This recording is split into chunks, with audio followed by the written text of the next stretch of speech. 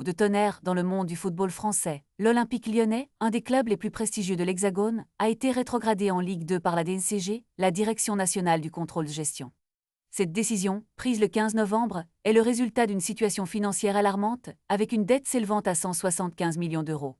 Le président du club, John Textor, et le directeur du football, Michael Gerlinger, ont tenté de convaincre les autorités lors de leur audition, mais leurs efforts ont été vains. La DNCG a jugé que le club n'avait pas fourni les garanties financières nécessaires pour éviter cette sanction historique. Les Lyonnais ont jusqu'à présent été sous la menace d'une relégation conservatoire, mais cette fois-ci, la décision est ferme.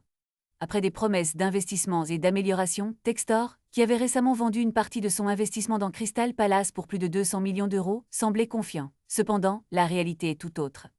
Malgré la vente de Ryan Cherki à Manchester City pour 42 millions et demi d'euros, cela n'a pas suffi à rassurer la DNCG. Le club a encore la possibilité de faire appel et de présenter de nouveaux éléments, mais la pression est forte.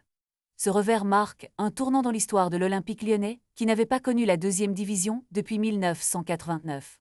La réaction du club est attendue, mais les jours à venir seront cruciaux pour l'avenir de l'OL. Les supporters doivent se préparer à une saison inédite dans l'antichambre de la Ligue 1.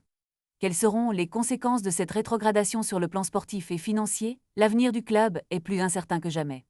L'Olympique lyonnais, une institution du football français, se retrouve face à un défi majeur, et tous les regards sont tournés vers les décisions qui seront prises dans les semaines à venir.